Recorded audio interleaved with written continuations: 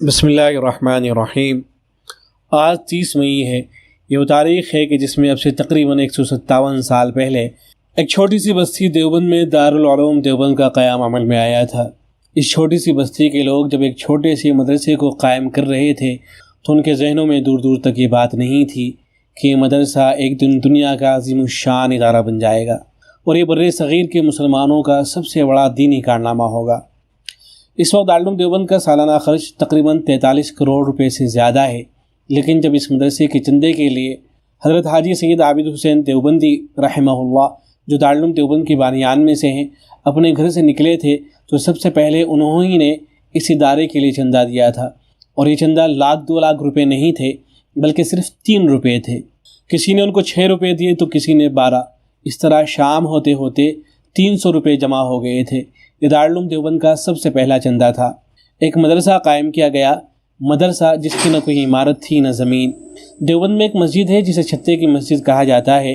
اس کے صحن میں ایک انار کا درخت ہوا کرتا تھا۔ اس کے نیچے ایک استاد نے بیٹھ کر ایک طالب علم کو پڑھانا شروع کیا۔ استاد کا نام بھی محمود تھا اور شاگرد کا نام بھی محمود تھا۔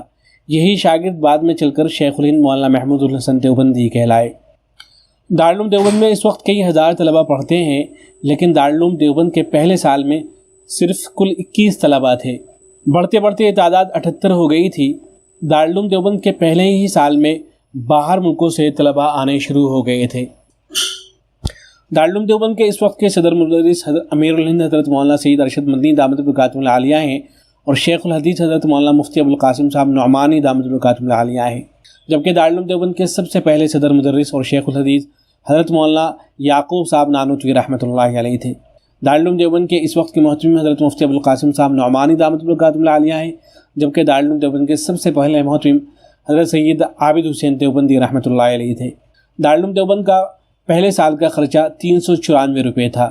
یہ بڑی ہی عجیب بات ہے کہ جن علماء اور صلحاء نے دارالعلوم دیوبند قائم کیا تھا وہ کوئی بہت بوڑھے اور ضعیف العمر لوگ نہیں تھے، بلکہ سب کی عمریں 40 سال سے کم تھیں۔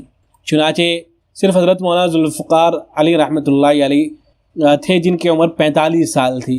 ان کے علاوہ حضرت مولانا فضل الرحمان صاحب، ان کی عمر 35 سال تھی۔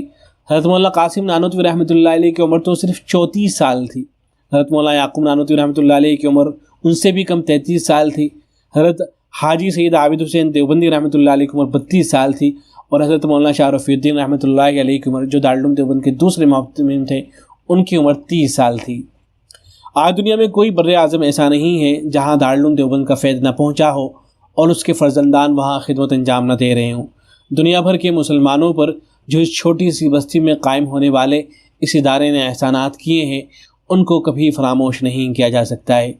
دعا ہے کہ ادارہ تا قیامت یوں ہی آباد رہے، یوں سینے گیتی پر روشن اسلاف کا یہ کردار رہے، آنکھوں میں رہیں انوار حرم، سینے میں دل بیدار رہے۔ السلام علیکم ورحمۃ اللہ۔